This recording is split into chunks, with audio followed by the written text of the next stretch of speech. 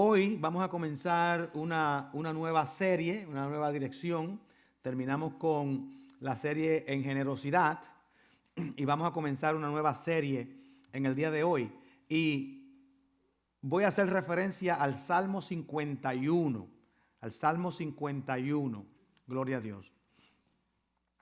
Y vamos a leer ahí del versículo 1 hasta el versículo 12. Salmo 51, del 1 al 12. Dice la palabra del Señor con la bendición del Padre, del Hijo y del Espíritu Santo. Ten piedad de mí, oh Dios, conforme a tu misericordia, conforme a la multitud de tus piedades, borra mis rebeliones. Lávame más y más de mi maldad y límpiame de mi pecado. Porque yo reconozco mis rebeliones y mi pecado está siempre delante de mí. Contra ti solo he pecado y he hecho lo malo delante de tus ojos, para que seas reconocido justo en tu palabra y tenido por puro en tu juicio. He aquí, en maldad he sido formado y en pecado me concibió mi madre. He aquí, tú amas la verdad en lo íntimo y en lo secreto me has hecho comprender sabiduría. Purifícame con hisopo y seré limpio. Lávame y seré más blanco que la nieve. Hazme oír gozo y alegría y se recrearán los huesos que has abatido. Esconde tu rostro de mis pecados y borra todas mis maldades. Crea en mí, oh Dios, un corazón limpio y renueva un espíritu recto dentro de mí. No me eches de delante de ti y no quites de mí tu Santo Espíritu. Vuélveme el gozo de tu salvación y espíritu noble me sustente. Oramos.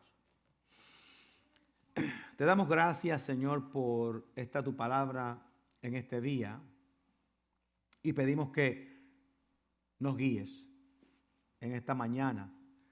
Pedimos que nos des dirección y que podamos recibir la palabra y que, Señor, seamos fieles a la exposición de la misma. Gracias te damos por Jesús. Gloria a Dios. Amén. En muchas ocasiones nosotros leemos la Biblia y escuchamos un pasaje como este pasaje de David que está haciendo confesión por algo. David se sentía atrapado, se sentía triste, se sentía avergonzado y él está haciendo confesión. Pero cuando leemos el texto, a veces no entendemos o no buscamos cuál es el contexto en el que este pasaje es escrito, sino que lo leemos y entendemos lo que David está diciendo y inmediatamente comenzamos a aplicarlo a nosotros. Nos sentimos de la misma forma que David, pero nosotros no sabemos exactamente por qué David se sentía de esta manera y por qué estaba hablando de una manera tan fuerte, no solamente en relación a él, sino en términos de su propio pecado. Y en muchas ocasiones, el buscar un poquito el contexto del pasaje nos puede clarificar dónde estaba David y por qué él escribe de esa manera. Y entonces, después que entendemos dónde estaba David, podemos comenzar a decir, ok, ¿cómo se aplica eso a mi vida?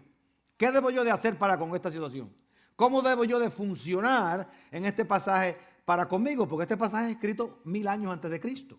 O sea, esto fue hace una cantidad de tiempo enorme, que nosotros no tenemos ningún contacto ni cultural, ni emocional, ni espiritual con David y sus circunstancias, pero él nos deja este salmo para que nosotros lo leamos y podamos también tener una restauración de nuestra relación con Dios. David, ustedes saben que era un hombre que la Biblia dice que era de acuerdo al corazón de Dios. Eso lo hemos oído 1000 veces. Y las más veces que hemos oído que David era un hombre de acuerdo al corazón de Dios, las mismas 1000 veces hemos oído la pregunta, ¿cómo es posible que Dios llame a David un hombre conforme a su corazón y al mismo tiempo David ser un hombre pecador y maldadoso? ¿Cómo es posible? Y las preguntas pues siempre nos asaltan de esa manera. Bueno, este pasaje donde leemos hoy en el Salmo 51, David lo escribe durante el periodo de tiempo donde precisamente él estaba en el sentido del pecado delante de Dios. Ustedes se acuerdan que él tuvo aquella relación con Betsabé. Y ustedes se acuerdan que después que tuvo la relación con Betsabé y ella queda embarazada, David manda a matar al esposo de Betsabé, Urías, y lo matan en el campo de batalla. Pero la preñez de Betsabé continúa. Y durante ese periodo de tiempo de 9 meses, David está viviendo agobiado por lo que había hecho. Él no sabía qué hacer, no sabía cómo resolverlo. Ya Urías estaba muerto, el niño iba a nacer y David está ahora agobiado delante del Señor. Y él escribe este salmo acerca de su pecado porque él sentía que había perdido su conexión y su intimidad con Dios. Estaba separado de Dios. Mi comunión con Dios está rota. No puedo, no tengo paz, no tengo tranquilidad, estoy preocupado, este muchacho va a nacer, yo no sé lo que va a ocurrir aquí, la gente está enojados conmigo, mis hijos están enojados conmigo, mis familiares me están acusando, estoy atrapado en esta situación porque cometí esta falta y me siento que Dios me ha abandonado. He perdido el gozo de la salvación. Acuérdense que yo no dije he perdido la salvación. He perdido el gozo, el disfrute de mi relación con Dios lo perdí. Y ahí está David en ese proceso. Bueno, la situación ocurre, como ustedes saben la historia, la situación ocurre que después que el pecado continúa, David menciona, se me estaban secando los huesos en este proceso.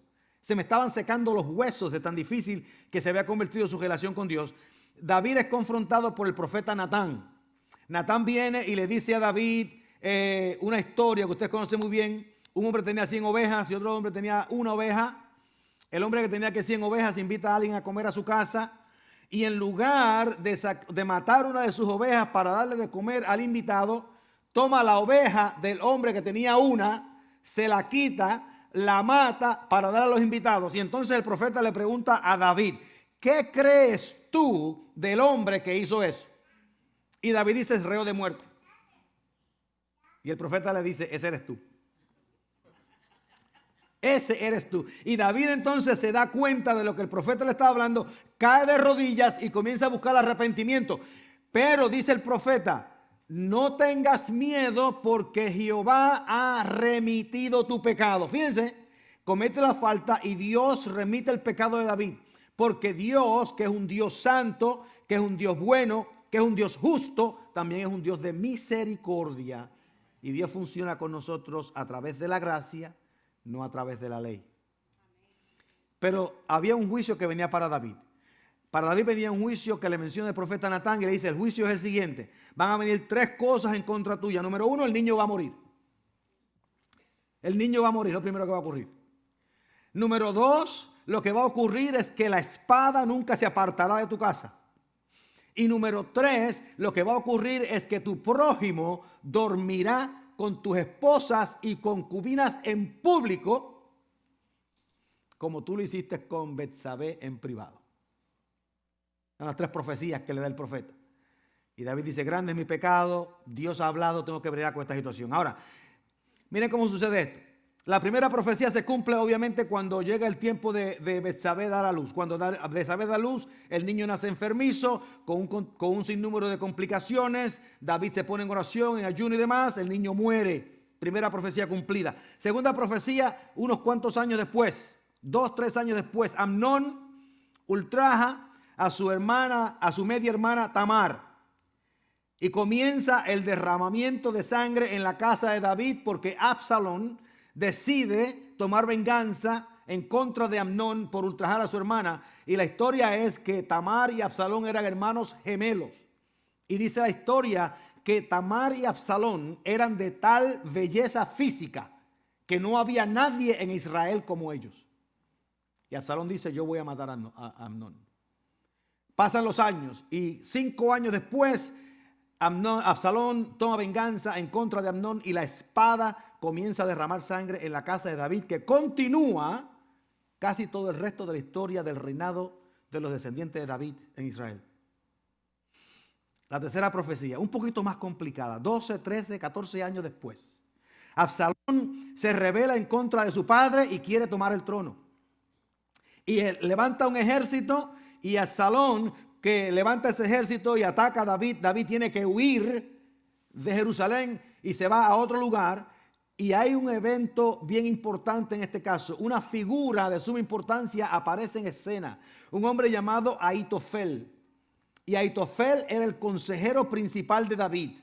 Este hombre, dice la Biblia, que era tan sabio que cuando él daba consejos era como si Dios mismo estuviese hablando. Y Ahitofel, que había estado con David durante todo el reinado de David, se va en contra de David y lo traiciona y se une a Absalón. Miren lo que sucede. Miren lo que sucede.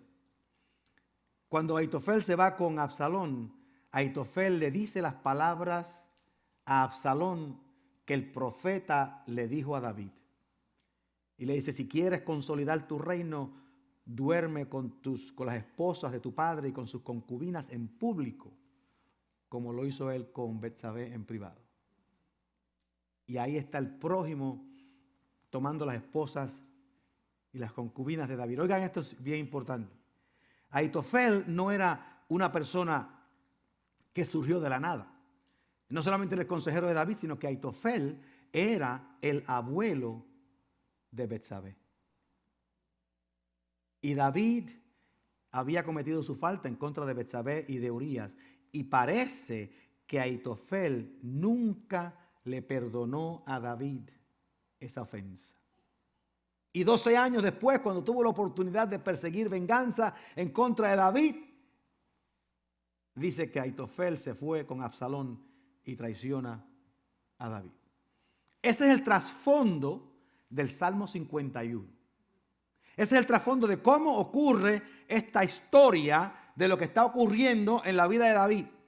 Pero David había cometido un pecado. David ha cometido un pecado. Y en ese pecado que David comete, él está ahora delante del Señor necesitando que el Señor le traiga su restauración.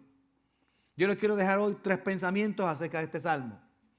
El primer pensamiento es que el único remedio para nuestros pecados es la misericordia de Dios. El único remedio para nuestros pecados es la misericordia de Dios. Mire cómo David dice, el ten piedad de mí, oh Dios, conforme a tu misericordia. Él no dice, ten piedad de mí porque yo he hecho más cosas buenas que malas. Él no dice, ten piedad de mí porque fue un error, pero yo no lo vuelvo a hacer. Él no dice, fue que me engañaron, fue que me descuidé, No, él dice, ten piedad de mí conforme a tu misericordia. Él no rechaza lo que hizo, lo hizo. Eso ocurrió.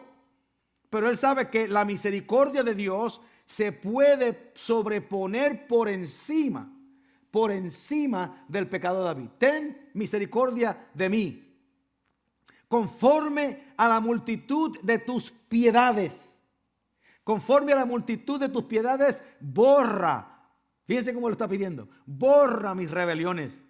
Lávame y seré más y más de mi maldad. Limpia de mi pecado. Porque yo reconozco, oigan, confesión, yo reconozco mis rebeliones y mi pecado está siempre delante de mí. Contra ti solo he pecado. Ahora, cuando David dice estas palabras que he pecado solamente contra Dios, él no está diciendo que él no pecó en contra de Betsabé y en contra de Urías. Pero él está diciendo que es Dios el que establece nuestra moralidad, es Dios el que establece las reglas y es Dios el que nos va a llamar a juicio de nuestras acciones. Y entonces él dice, yo sé que yo he pecado contra ti. El verbo que se utiliza ahí en el hebreo para misericordia, que es usado en otros lugares, en otros salmos, quiere decir, demuéstrame tu favor, revela tu favor hacia mí, revela tu favor, trátame con cuidado, trátame con cariño durante estos momentos difíciles, muéstrame tu gracia. Nosotros tenemos un Dios que es un Dios de gracia, que es un Dios bueno. Un traductor dice, que David, cuando estaba orando al Señor, dice, ten misericordia de mí, estaba diciendo, siente mi dolor conmigo. Siente mi dolor conmigo. No era que Dios quería o no quería, era que David tenía que llegar delante de la presencia de Dios y decirle, yo quiero que tú sientas mi dolor conmigo, porque yo me siento que la vida se me escapa, la vida se me termina. No tengo una forma de renacer, no tengo una forma de revivir. Y si tú no tienes misericordia, si tú no lloras conmigo, si tú no sufres conmigo, estoy atrapado sin remedio.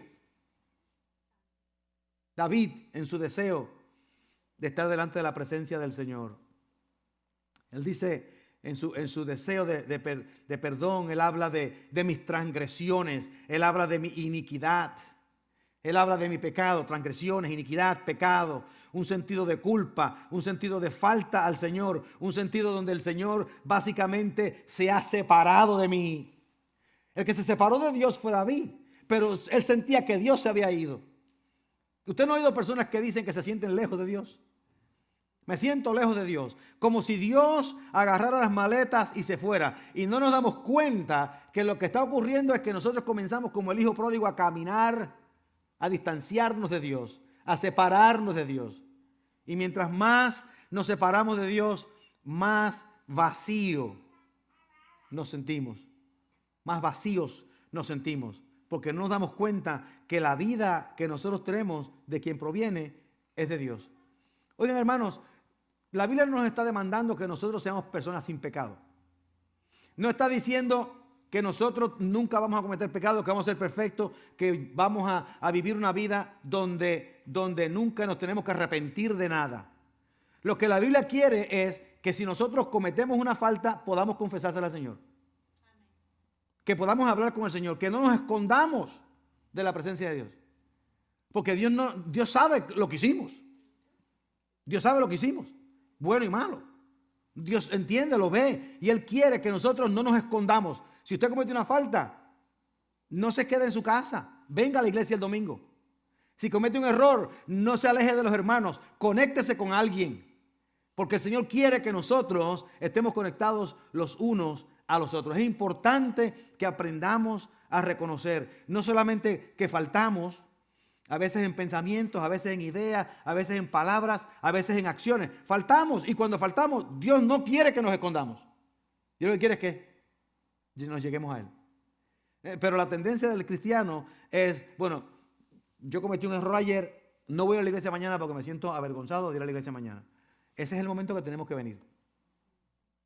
Ese es el momento que tenemos que decir, yo me voy a sobreponer a mi culpa. Me voy a sobreponer a mi vergüenza y voy a ir a enfrentarme con el Señor en la casa de Dios. Que Él me vea allí. Que Él me vea en aquel lugar. Y no es tan fácil como suena. No es tan fácil como suena. Porque cuando nosotros ofendemos, el instinto es escondernos. Por eso es que el proverbista decía que el impío huye sin que nadie lo persiga. Nadie lo está persiguiendo, lo está huyendo. Por eso es que ustedes ven cuando hay un robo en un banco, los que son inocentes todos van a averiguar qué es lo que pasó en el banco. Y los culpables están cogiendo en la otra dirección. Si usted es policía y llaman la alarma de que el banco se lo están robando, a los que están cogiendo fuera del banco, vaya atrás de ellos, que esos son los más seguros que robaron el banco. Los que están cogiendo hacia el banco, esos no fueron. Esos son los averiguados que van a tratar de meter las narices donde no les conviene. Pero el Señor, por eso la Biblia dice, el impío huye sin que nadie lo persiga. Pero el Señor lo que quiere es que nosotros aprendamos a conectarnos con Dios. Fíjense, una de las cosas que ocurren con David. David era un hombre difícil, pero David tenía un problema que era un problema bien serio. Un problema bien serio. En el versículo 5, déjame regresar atrás y leerlo de nuevo. En el versículo 5 de lo que acabamos de leer acá, David dice unas palabras bien interesantes. En el versículo 5.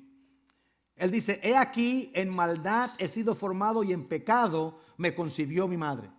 En maldad he sido formado y en pecado me concibió mi madre. Muchas veces nosotros interpretamos ese pasaje como que David estaba hablando del pecado original en Adán. En otras palabras, nosotros todos somos pecadores.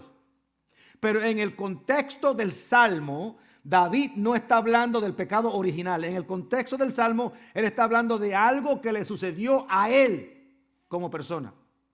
Y nosotros hemos hablado de la historia de David. Y la historia de David es la historia donde la mamá de David había sido acusada de haber sido infiel a Isaí.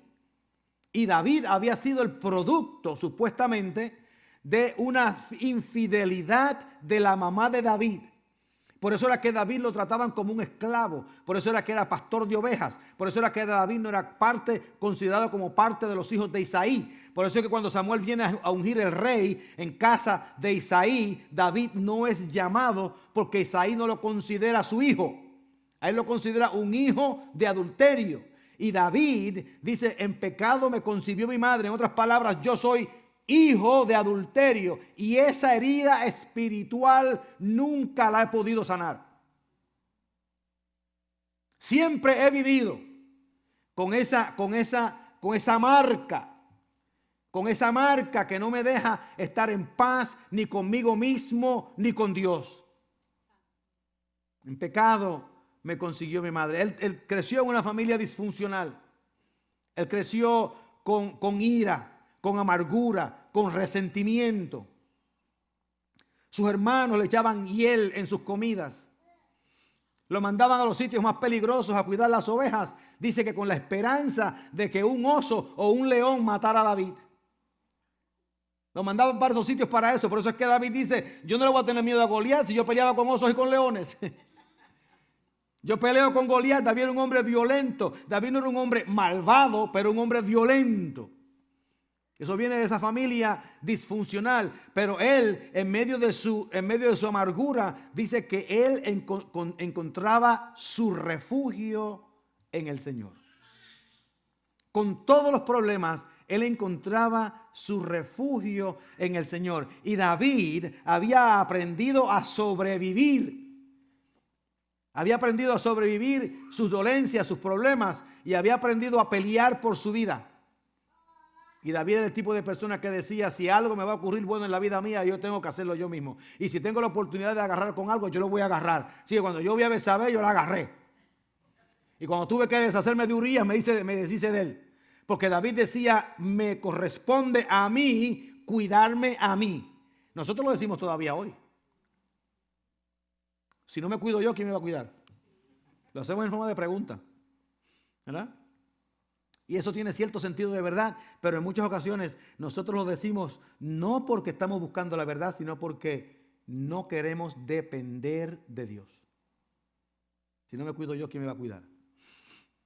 Así que nosotros cuando vamos a estar dentro de esa comunión con el Señor, tenemos que entender, esto es crucial en nuestras vidas. Cuando nosotros faltamos, cuando pecamos, cometemos falta, cuando hacemos un sinnúmero de cosas, tenemos que saber que la misericordia de Dios es la única solución o el único remedio para nuestro pecado. Nosotros podemos escondernos, podemos correr, podemos huir, podemos decir yo no necesito la iglesia no me necesita a mí, Dios no me quiere, yo no quiero a Dios, yo tengo que hacer mi propia vida, yo tengo que andar como me da la gana. Mire, eso lo puede hacer cualquiera, no es problema ninguno. Si usted anda por Columbus, usted va a encontrar miles de personas que están andando como les parece. Ninguno tiene paz. Ninguno tiene intimidad con Dios. Porque están viviendo como quieren, no están viviendo como Dios les ha llamado a vivir. Entonces, si vamos a tener remedio para nuestro pecado, tenemos que depender de la misericordia de Dios. Tenemos que entender que Dios es misericordioso. O sea, nosotros tenemos que confesar, yo sé que Dios es misericordioso y a pesar de mis faltas, Él me perdona. Si nosotros los cristianos aprendiésemos a hacer esa confesión, nuestras iglesias estuviesen llenas. Porque usted sabe cuántos cristianos hay en sus casas hoy porque no pueden confiar en la misericordia de Dios. Porque Dios nos ataca, nos castiga, nos llama, nos demanda, nos persigue, busca cómo hacerme daño. Yo falté, ya no puedo regresar para atrás, ya no puedo hacer nada, ya se acabó el mundo para mí. Y entonces me quedo en casa y comienzo a hacer las cosas peores. En lugar de decir, yo necesito paz, necesito alivio en mi interior, necesito remedio para la lucha en la que vivo. Así que lo primero que tenemos que entender es que que el remedio para nuestro pecado no es escondernos, no es huir, no es cubrirnos con hojas, ni escondernos tras una piedra como hicieron Adán y Eva, sino que el remedio para nuestro pecado es la misericordia de Dios. Primero, ¿qué sucede? Vamos a suponer que usted, como David, reconoce su pecado. Usted reconoce que necesita a Dios, como yo reconozco que necesito a Dios. Cuando nosotros reconocemos que necesitamos a Dios, solamente hay una cosa que podemos hacer, y es arrepentirnos.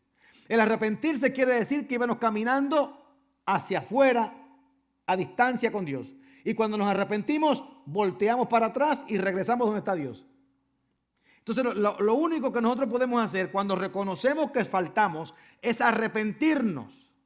Es arrepentirnos, y el arrepentimiento quiere decir que nosotros nos vamos a tirar, nos vamos a mover para entregarnos a la misericordia de Dios. El remedio es la misericordia de Dios. El remedio del pecado es la misericordia de Dios, y el arrepentimiento nos dice que nosotros nos entregamos a la misericordia de Dios. Primero reconocemos que si mis pecados van a ser limpiados y yo voy a regalar mi paz, primero tengo que depender de Dios. Y segundo, cuando reconozco eso, tengo que decir: yo iré a la casa de mi padre, porque los esclavos en la casa de mi padre viven mejor que yo en este lugar. Y cuando regresa a la casa de mi padre, él se tira a la misericordia del padre y le dice al padre: no soy digno de ser llamado tu hijo, hazme como uno de tus jornaleros. Y el padre le dijo: mi hijo que estaba perdido ha regresado. La misericordia de Dios nos restaura. Dios no está demandando que vengamos a la iglesia de rodillas caminando por la carretera para que se nos pelen las rodillas. Dios no está demandando que nosotros nos demos latigazos en la espalda. Dios no está demandando que nosotros empecemos a hacer grandes sacrificios. El sacrificio que Dios quiere que nosotros hagamos es que humillemos y subyuguemos nuestro ego interior y se lo entreguemos a Dios. Ese orgullo que no nos deja reconciliarnos con Dios.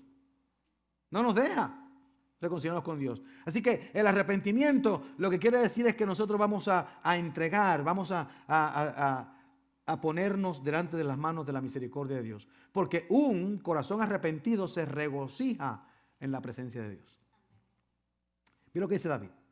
Dice: purifícame con hisopo y seré limpio. Así que estamos dándole permiso a Dios para decir: yo he andado mal, las cosas no están muy buenas, pero yo necesito que tú me purifiques con hisopo. Lávame y seré blanco. Hazme oír gozo y alegría, y se recrearán los huesos que has abatido. ¿Oyeron? Los huesos de David se estaban muriendo. David se estaba muriendo, se estaba encogiendo, se estaba acongojando, con tristeza, con pena, sin paz. Y él dice: si yo me entrego en tus manos y tú me lavas, voy a ser limpio y mis huesos volverán a ser recreados, volverán a tomar vida. Crea en mí, oh Dios, un corazón limpio y renueva un espíritu recto de mí. No me eches de delante de ti y no quites de mí tu Santo Espíritu. Porque nosotros a veces pensamos que es Dios quien nos empuja o es Dios quien nos quita el Espíritu, y somos nosotros los que nos vamos y contristamos el Espíritu. El Espíritu no se va. El Espíritu está, pero está contristado. No puede funcionar porque no importa lo que el Espíritu diga, nosotros estamos rebeldes. No importa lo que el Espíritu diga, nosotros no estamos disponibles a escuchar. Usted ha visto un muchacho en su casa, un muchachito 4, 5, 6 años de edad, que usted lo llama: David, David. Nosotros tenemos que llamar a David. No oye nada. Uno le está diciendo el nombre y él sabe que ese es el nombre de él, pero no oye. Hasta que uno no le grita, no oye. No es porque él no está en la casa, no es porque él no sepa cuál es su nombre, no es porque él no reconozca nuestra voz, es porque él oye lo que le conviene, y nosotros como cristianos somos así. El Espíritu nos habla. Tenemos que reconciliarnos, tenemos que buscar paz. Habla, y el Espíritu habla, que habla, que habla, que habla. Y se cansa el Espíritu. Y un día dice: mira, escucha lo que te estoy diciendo. Lo agarra uno por el pelo y entonces uno dice: espérate. Porque somos rebeldes. Y escuchamos lo que nos conviene. Lo que nos conviene lo escuchamos. Porque a veces yo he visto personas, no ustedes, pero otra gente. Yo he visto personas que hay por allá dos personas hablando, susurrándose, y usted no oye nada, pero en el momento que hay dos hablando chisme, inmediatamente escuchó. Yo creo que eso es verdad, está hablando malo del vecino. Entonces, Lo que nos conviene lo escuchamos y lo que no nos conviene lo dejamos ahí. Así que nosotros tenemos que aprender de alguna manera a que Dios sea el que nos limpie. El arrepentimiento significa rendirnos a que la gracia de Dios trabaje en nosotros. Rendirnos a que la gracia y la misericordia de Dios trabaje en nosotros. Bueno, David estaba desesperado, casi deprimido. Deprimido, una depresión profunda. Una depresión tan profunda que se estaba muriendo. Se estaba muriendo. Y dice en el verso 12, vuélveme el gozo de tu salvación. Vuélveme el gozo de tu salvación. No era que la salvación se había ido ni que Dios lo había abandonado. Es que él no sentía que estaba cerca de Dios. Estaba distante de Dios. Estaba separado de Dios. Y quería, yo quiero que tú vuelvas a mí. Que me des algo que yo necesite, que me dé paz y tranquilidad. Imagínense una persona que necesita de un tanque de oxígeno para sobrevivir. Necesita un tanque de oxígeno para sobrevivir. Y un día se le ocurre la magnífica idea de quitarse el tanque de oxígeno.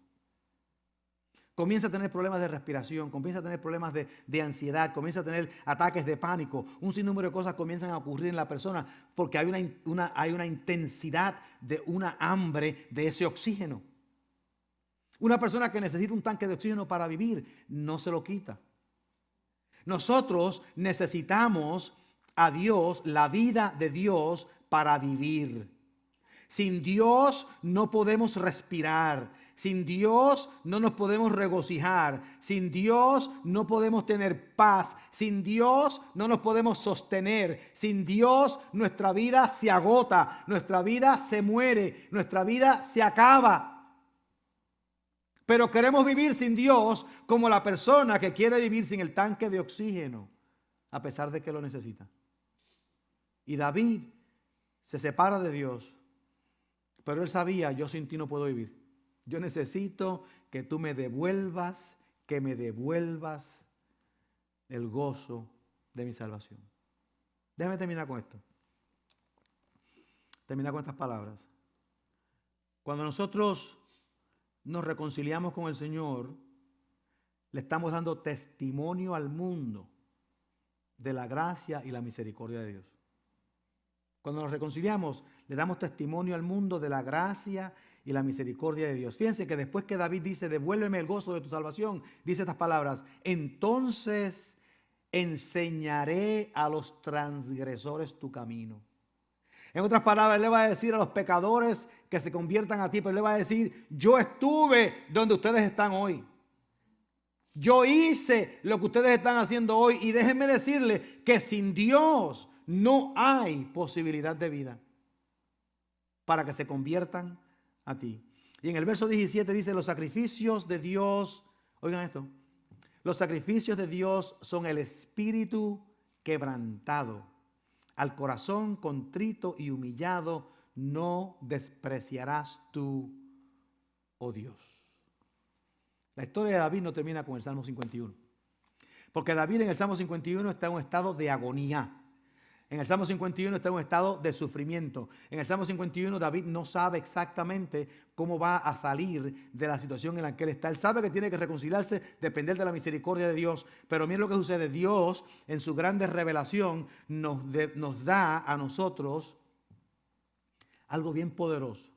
Y es que nos da la reflexión de David después que es restaurado. En el Salmo 32 dice estas palabras. Bienaventurado aquel cuya transgresión ha sido perdonada y cubierto su pecado. Bienaventurado el hombre a quien Jehová no culpa de iniquidad y en cuyo espíritu no hay engaño. Mientras callé, se envejecieron mis huesos en mi gemir todo el día, porque de día y de noche se agravó sobre mí tu mano. Se volvió mi verdor en sequedades de verano. Mi pecado te declaré y no encubrí mi iniquidad. Dije, confesaré mis transgresiones a Jehová y tú perdonaste la maldad de mi pecado. Por esto orará a ti todo santo en el tiempo en que puedas ser hallado. Ciertamente en la inundación de muchas aguas no llegarán estas a él. Tú eres mi refugio, me guardarás de la angustia. con cánticos de liberación me rodearás. Y David dice, después que mi gozo de salvación fue restaurado, entonces mi depresión desaparece. Mis huesos se rejuvenecen. Mi vida vuelve otra vez hacia mí. Pero dice algo bien importante que está aquí escondido, que no lo quiero dejar pasar. Él dice, ciertamente en la inundación de muchas aguas no llegarás hasta él. Y lo que David está diciendo es que cuando nosotros permitimos que nuestro pecado nos inunde, cuando nuestro pecado nos abrume, cuando nuestro pecado nos lance al suelo y no podamos levantarnos durante ese momento trágico, no podemos ver a Dios. Durante ese momento difícil, Dios no está disponible. Y Él dice, sabemos eso, pero queremos llegar a un punto donde nuestra depresión, donde nuestra angustia, donde nuestra amargura no sea de tal grado que nos impida retornar a Dios, que nos impida volver a Él. Hermanos, nosotros no podemos sobrevivir con sentido de culpa. Si todo lo hacemos con sentido de culpa, vamos a crear grandes disfuncionalidades en la vida. Grandes disfuncionalidades en la vida. El sentido de culpa se manifiesta en las familias de muchas formas. De muchas formas. Y a veces los padres, tratando de animar a los hijos a que vengan a la iglesia y se reconcilien con el Señor, le dicen, tú sabes que si tú no vas a la iglesia conmigo, te va a llevar el diablo.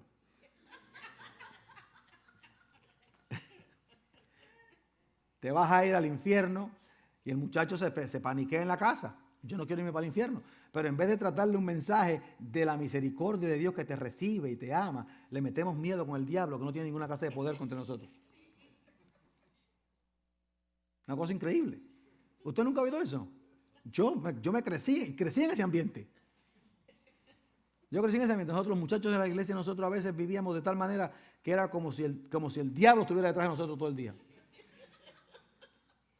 Una cosa espeluznante. Pero nosotros tenemos que aprender a vivir sin culpa, nosotros, y no pasarle la culpa a nuestros hijos y a los demás. Amén. Lo dejamos aquí en el día de hoy. Gloria a Dios. Aquí en el día de hoy.